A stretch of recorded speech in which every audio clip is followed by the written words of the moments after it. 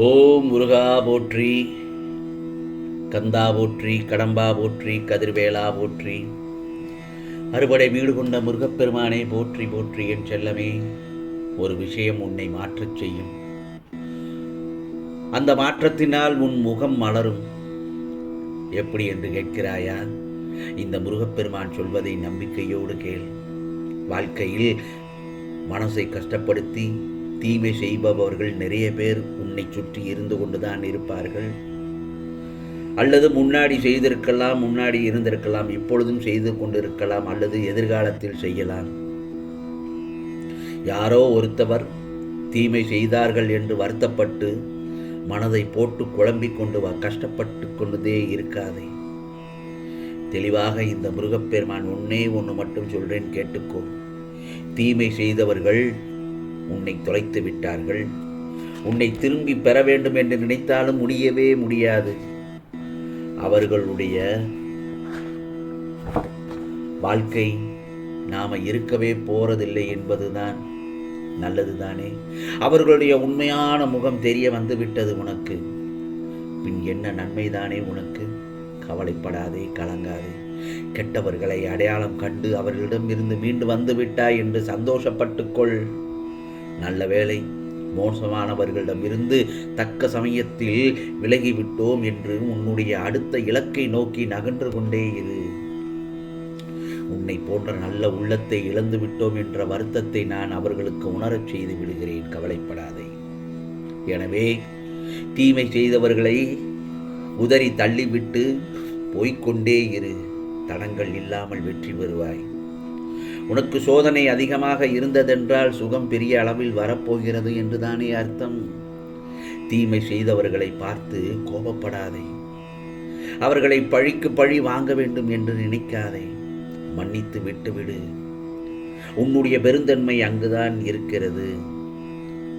அது உன்னை மட்டுமல்ல, உன்னை சுற்றி இருப்பவர்களையும் மகிழ்ச்சியாக வைத்திருக்கும். என் செல்லமே, ஒவ்வொரு மாற்றத்திற்கும் நல்லதொரு காரணம் உண்டு, நிச்சயமாக உண்டு. ஆகவே இந்த முருகப்பெருமான் எப்பொழுதும் உன்னை காப்பது எனது கடமை, உனது உரிமை. நடப்பதை நினைத்து வருந்தாதே. இனி நடக்க இருப்பது அனைத்தும் நல்லதாகவே நடக்கும். ஆகவே நடக்கும் முன்னே நல்லது நடக்கும் முன் என்று நினைத்துக்கொள். நடந்த பின்னே நடந்ததும் நல்லதிற்கே என்று நினைத்துக்கொள்.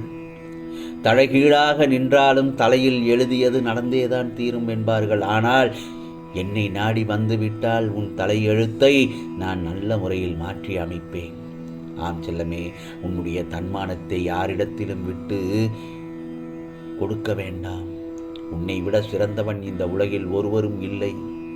யாரும் அறியாத முகம் அனைவரிடமும் உண்டு.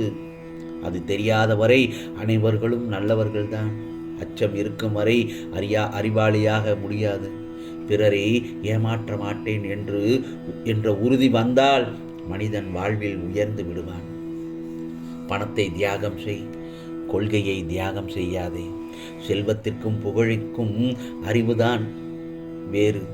ஆம் செல்லமே, பூமியையும் பிரபஞ்சத்தையும் விட அபாரமான சக்தி பெற்றது உனது மூளைதான். கலங்கக்கூடாது. வாழ்க்கையில் நடைபோட துணை வேண்டும். ஆனால் அவைகள் உன்னோடு இறுதி வரை வரப்போவதில்லை. நீ இந்த உலகிற்கு எப்படி வந்தாயோ அதே போலவே தான் அவர்களும். அதனால் யார் ஒருவர் உன்னை காயப்படுத்தினாலும் நீ அவர்களை விட்டு நகன்று விடு. எந்த பிறவியும் நீ எடுத்த பொக்கிஷம். இந்த பிறவியில் நீ எடுத்த பொக்கிஷம். அதனை உன்னை நேசிப்பவர்களுக்கு மத்தியில் பகிர்ந்து கொள். உன் வயதான தந்தையை நினைத்துப்பார். அவர் உழைப்பை, அவரின் வாழ்வை நினைத்துப்பார். கனவில் கூட காதலும் வராது, கவிதையும் வராது உனக்கு. நீ அனைவருக்கும் உதவி செய்யும் மனப்பான்மை கொண்டவராக இருக்கும் வரை நீ யாரையும் இழக்க மாட்டாய். உறவுகளோடு ஒற்றுமையாக இருக்கும்போது அன்பின் மகத்துவத்தையும் உணர்த்தும் தனிமையின் போது வாழ்க்கையின் பயணத்தை கற்பிக்கும். வாழ்க்கையில் நம் முன்னேற்றம் முக்கியம்.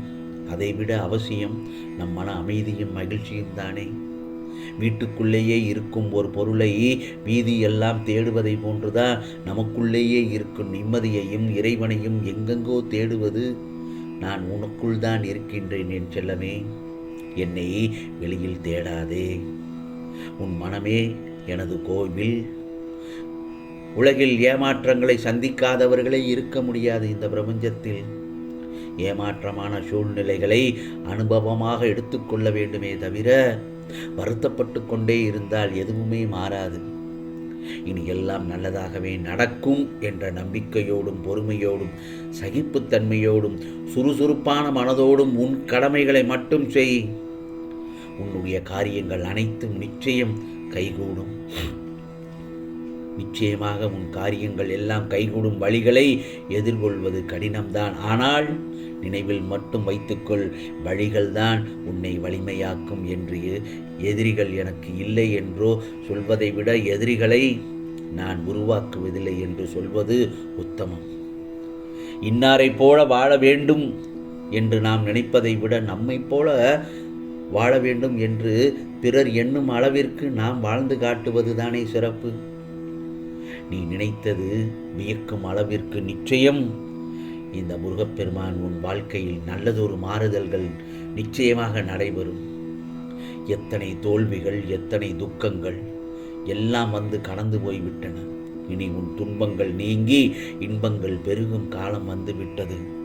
உனக்கான நல்லதொரு நாள்தான் இன்று பிறந்திருக்கிறது என் செல்லமே. அதற்கான நிச்சயமாக நல்லதொரு வேலைகளை நான் துவங்கிவிட்டேன். சந்தோஷமாக இரு. அனைத்தும் இனி நல்லதாகவே நடக்கும். நான் இருக்க எதற்காகவும் நீ கலங்கக்கூடாது. கண் பார்த்து பேசு, முகம் பார்த்து சிரி, மனம் பார்த்து அன்பை செலுத்து, குணம் பார்த்து நடந்து கொள். வாழ்க்கை இனிதாகும். உயிர் காக்க உதிரம் கொடு, உள்ளம் காக்க அன்பை கொடு, உறவை காக்க விட்டு கொடு. உண்மையான பக்தியும் உதவுகின்ற நெஞ்சமும் உன்னிடத்தில் இருந்தால் உன்னை தேடி நானே வருவேன். ஆம் செல்லமே, இந்த நல்லதொரு நாளில் புத்தம்புது எண்ணங்கள், இந்த நாளில் எல்லா கஷ்டங்களும் நீங்கி நல்லதொரு நாளாகத்தான் உனக்கு மலர்ந்திருக்கிறது. இதோ உனக்கு உன் துயரங்கள் அகலும் நாள்தான் இந்த நாள். நீ என் மேல் கொண்ட நம்பிக்கை என்றுமே வீண் போகாது. ஆம் செல்லமே, எல்லா துன்பங்களுக்கும் 2 மருந்துகள் உள்ளன. ஒன்று காலம், இன்னொன்று மௌனம். நான் உன்னுடன் இருப்பேன். எத்தனை சோதனைகள் வந்தாலும் உன் நிலையில் உறுதியாக மட்டும் இரு.